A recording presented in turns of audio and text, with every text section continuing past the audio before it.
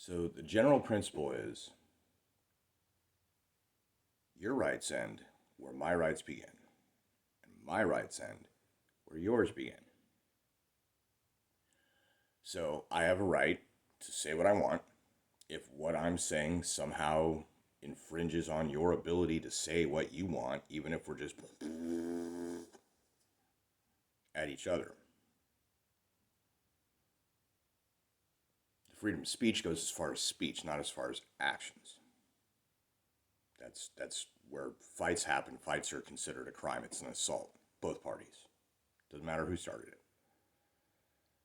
Now, if one person swings on another and the other person doesn't swing back and do anything and just and people see that, then you have a one-sided kind of situation there.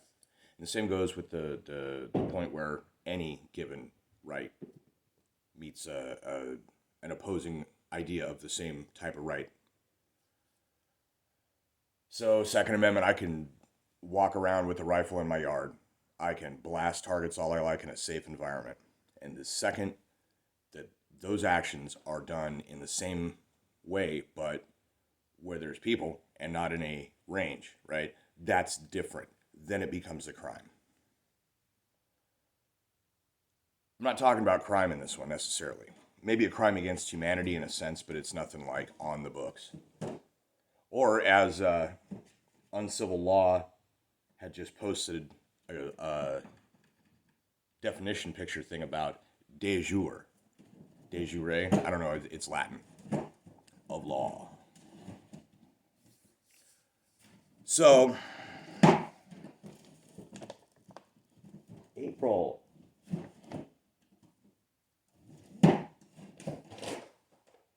Boy, they're playful.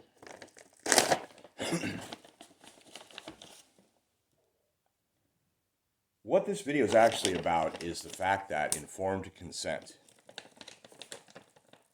is a right. It is not enumerated as such, but it is nonetheless a right. And if you read into the Constitution beyond just the preamble or how it establishes Congress, the process by which amendments are made is also in there. But even if it's not specifically an amendment, it falls under the category of life, liberty, pursuit of happiness, which even in itself includes but not limited to, is an implied assumption. Anyone who tries to claim otherwise on that one is a fascist. Well, it doesn't say that. Crypto fascist.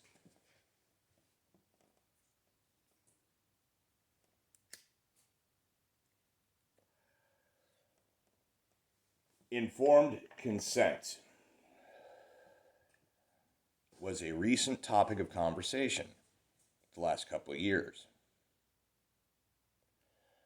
But there's other places where it applies. And I'm going to give you an interesting one here.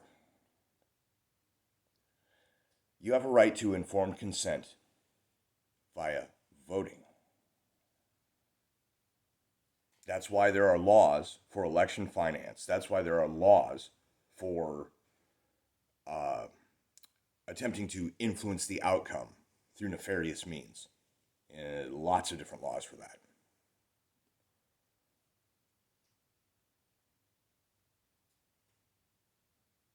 You have a right to look up. You have a right to not look up. You have a right to ignorance, but if your ignorance comes to the point where it harms someone else, deprives someone else of their rights, you've passed the limit of where your right and someone else's right meet. When useful idiots vote in totalitarianism, communism, fascism, Nazism, their right to choose to be stupid and get tricked and vote against their own well-being, if done in enough numbers, participates in infringing on the rights of others. And just like in Nuremberg, where I was just following orders was not considered a valid defense, but I didn't know, or I had a right to choose to disagree with truth.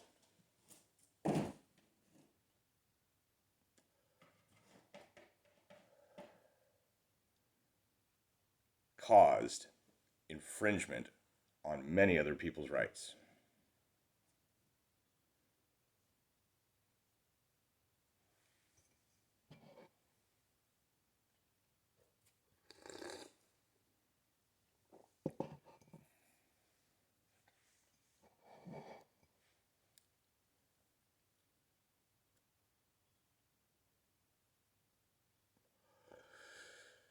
Specifically,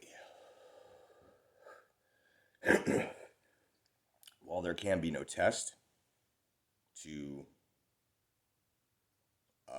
run for office or vote,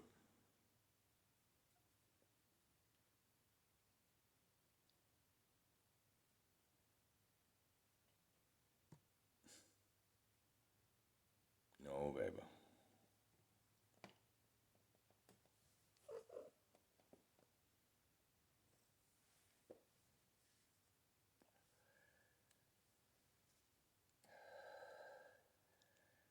What if I told you there are people? This is true facts here. This is not speculation. I know a person personally in my town who brags about this. There are people who make a big deal about virtue signaling about this. They think they're doing the right thing. Not a valid defense.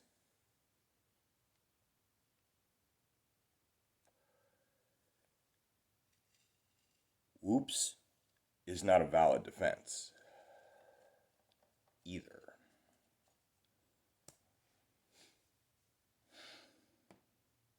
So I'll tell you, there are people who go to group homes where people who are mentally handicapped, disabled, including Down syndrome and legitimate mental retardation, some of whom in their growing and in adulthood are given drugs that prevent them from certain compulsive behaviors because of the extreme end of the bell, low IQ, inability to care for themselves, really understand right from wrong or anything else. They are basically a small child in a full-grown adult's body. And there's some medicines that are given that prevent them from having certain urges. That's what those medicines are actually for. It is to protect other people.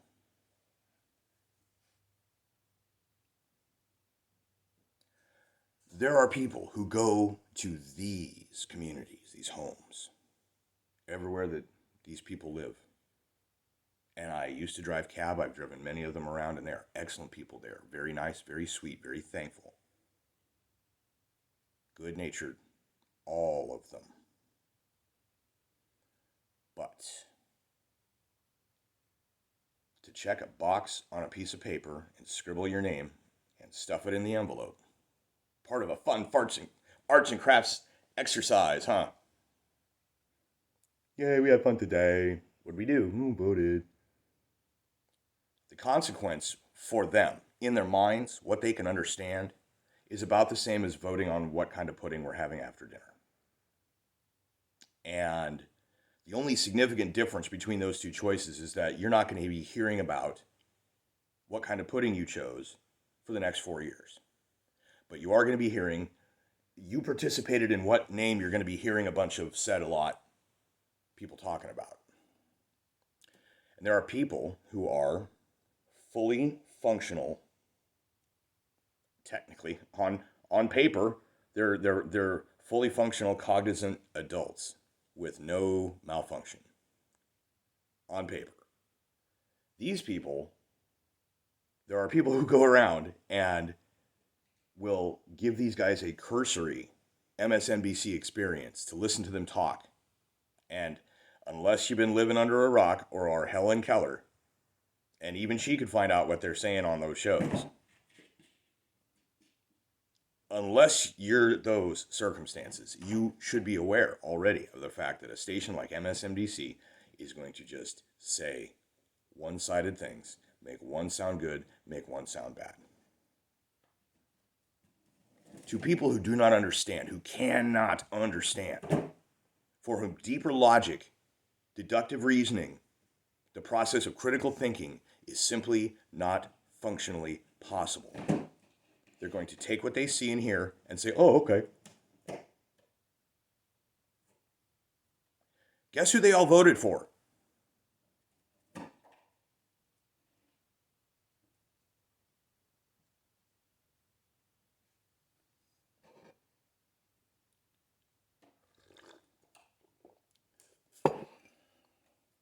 And the thing is, these people don't tell them who to vote for. If one of them says between the two and goes, actually, I kind of think that other dude, that Trump, sounds funny. I like him. He's funny. He just tells it like it is. He's funny. They'll say, well, you can do what you want. I heard he's racist, though. And then they go, oh, well, I don't racism bad, too, so. Guess who they all voted for? But they're only able to do this because there are other people who are cognizant, functional adults with the ability to be itinerant with their political ideology, gently coercing them to vote. That part is or should be a crime. The reason for this is my informed consent allows me to look into political candidates, their funding, their history of voting, their history of opinions, to keep an eye out for hot mic moments or other things that allow me to see more about this person and say, you know what, no, not that one. About any given choice that I have on a ballot. If I'm able to find it, if I want to, I can. Now, people who vote straight ticket, one side. You can. Should not be an option on the thing. You should have to manually fill those out. A transsexual Satanist who simply ran as a Republican, knew the people in that district were going to just vote red. And there was no other candidate running. They got in. And everyone's like, oh, how, why, we need to, no. Don't you get it? Don't you get it? Informed consent. You had a right to look. You chose not to. My right to informed consent in voting is violated when people who have no ability to consent or be informed are shepherded through the process of voting because on paper they are themselves living, breathing. I don't know if they're tax paying so much, but they don't have income. All they have is coming from the government anyway, if they're on some kind of disability. But they're living, breathing, over 18, not in a coma.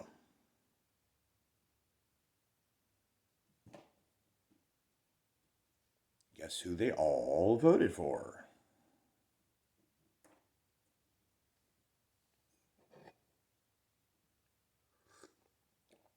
They are not capable of informed consent, but are not adjudicated such automatically. I understand the need to not be like that about that with people. I would be horrified if someone said, you know what, dude, I don't understand. You got a mood disorder, personality disorder. Yeah, you seem pretty cognizant and everything, but we're going to go ahead and just make you an invalid so that you can't do anything. That would suck, right? But in short, if it wasn't for these people coming around helping with the process, the folks that could not conceive of how to fill out the ballot, voter registration forms, etc. If you can't do this yourself, and I'm not talking about a person who is blind who needs someone else to write it for them, but they can still say it. If they can't say it, but maybe they can sign it, right? There's still ways that you can be certain this person is cognizant.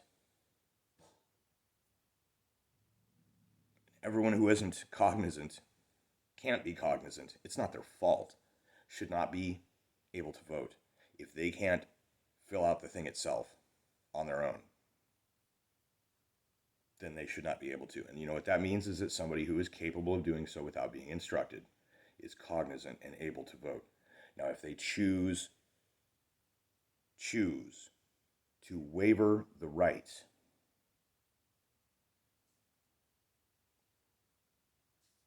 of informed consent, that's their choice. That's fine. Lots of people vote for dumb shit all the time. And the rest of us have the First Amendment right to say, boy, you're dumb. You got took for a ride, didn't you? And look what it did for all of us.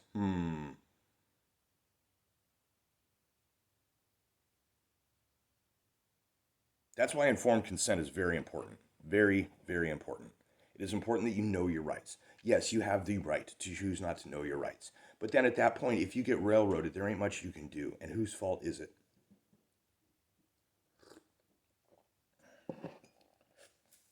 And if you know your rights, and you know when your rights are being violated, you know that the people violating your rights do not have the right to violate your rights.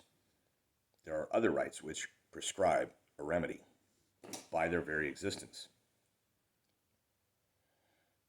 But we should never have to come to that because our right of informed consent to help choose the governance, the consent of the governed, that's what that is. That is the basis on which all law and authority rests, is the consent of the governed. And informed consent is part of that. So, to recap and to close, there are a ton of people whose votes get this mess put upon us. They think they're doing good. They think they are helping. And the people that are being helped think that they're doing the right thing. But they're only told that they're doing the right thing because they're told what to do, because they're literally incapable of understanding it truly for themselves. And as such, when they are duped and they participate, my and your and everyone else's who wants to have informed consent about voting, of who we're voting for, why we're voting, our rights are violated in exactly the same way as every single cheated ballot. If somebody makes a fake and gets it through, that nullifies a vote somewhere else. It violates all of our rights in that way.